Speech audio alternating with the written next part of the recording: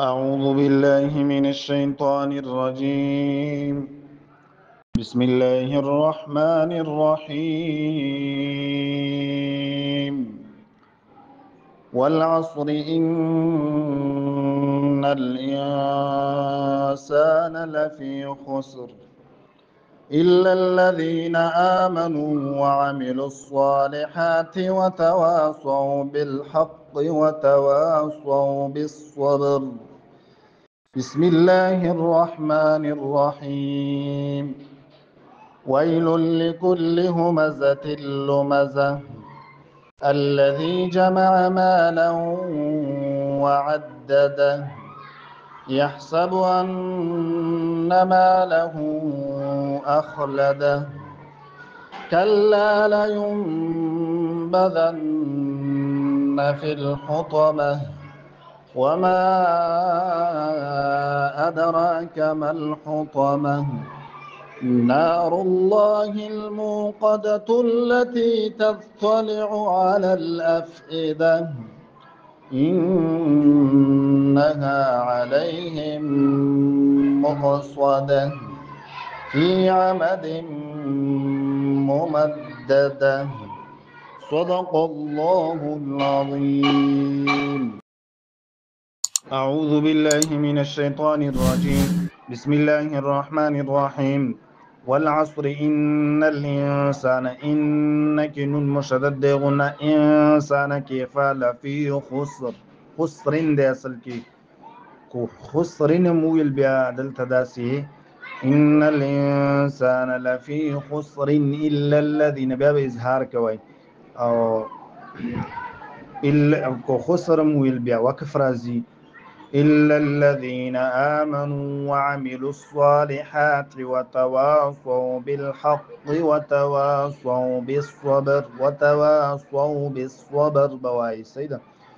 بسم الله الرحمن الرحيم. ويل لكل همزة لمزة الذي والكي وسلكي أو كوكف كوي ويل لكل همزة لمزة دا هیخ کارا کوي. بعضی ملګری په دې کې مشکل لري. سید لمزه وي یا مخکې تیر شو هلته بیا هی نه ښکاره کوي، نو دلته به داسې کوي ویل لکل همزة لمزة الذي جمع مالا. جمع به جمع به نه وای جمع، ځکه جیم او میم او عین دا درې واړه فتحه لري، زورونه لري، نو دې وجې نه جمع ویل کېږي. مالا وعدده مالا وعدد لام دو زورونه لري، وروسته و حرف راغلی يرملون حروفونه، نو دلته ادغام کیږي. وعدده دا هی ښکاره کوي. يحسب ان ماله اخلده يحسب ان كنون مشدد ماله تاسو ته ما پرون ویل ماله کې دغه الټه پیش راځي، دا دوه پیخونو په اندازه باندې دی له زور ورکول کېږي. دوه پیخونه چې دي بیا د وو د جنس نه دي، نو دا به داسې وایي انما له اخلده کلا لینبذن لینبذن کې نون ساکن دی، وروسته با راغلی اقلاب لینبذن نون بیا دلته مشدد دی غنه کېږي.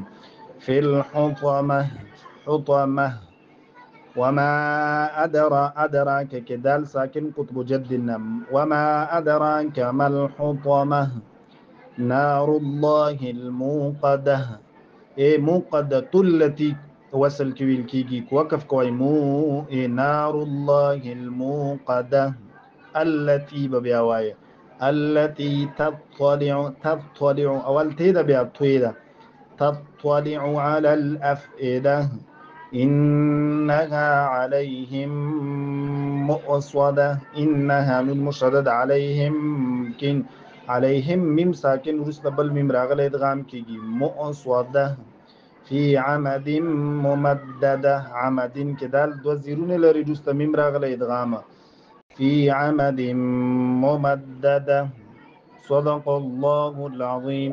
دا استاسي دا تپنځوسمې ورځې درس په دې هیله چې تکرار ولرئ او ښه خواري وکئ.